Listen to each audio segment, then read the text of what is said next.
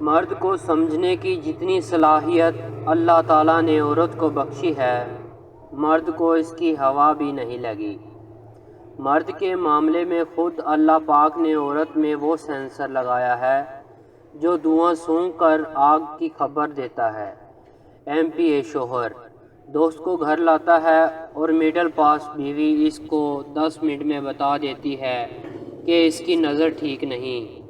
عورت میں مرد کے بارے میں اتنی اپلیکیشن رکھی ہیں کہ وہ اس کی نظر پڑھ سکتی ہے، اس کی چال پڑھ سکتی ہے، اس کے الفاظ پڑھ سکتی ہے، یہاں تک کہ وہ مرد کی مصنوعی اور حقیقی مسکراہٹ کے دونوں فرق دن اور رات کی طرح جانتی ہے۔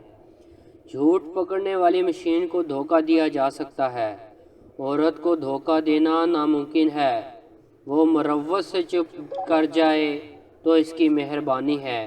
جھگڑا دفتر میں ہوتا ہے اور اس کی خبر وہ آپ کا مکھڑا دیکھ کر دے دیتی ہے۔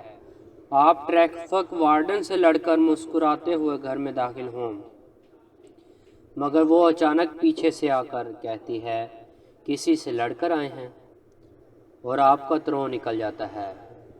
عورت کو خدا نے نفسیاتی طور پر بڑا قوی بنایا ہے، پر پیغمبروں کی حفاظت عورت کو سونپی گئی ہے۔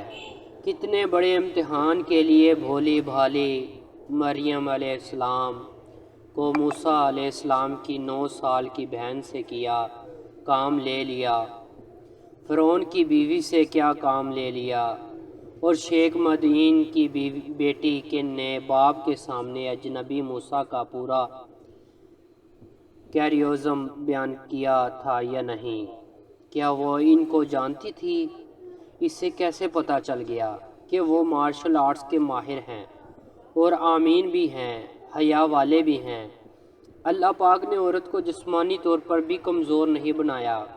وہ بچہ پیدا کرتی ہے اور عورت کے اندر 40 سال تک ماں کے دودھ کی طاقت ہوتی ہے۔ اللہ تعالیٰ نے اسے نفسیاتی طور پر بہت مضبوط بنایا ہے، لہٰذا عورت کو ہر لحاظ سے کمزور سمجھنا غلط فہمی ہے۔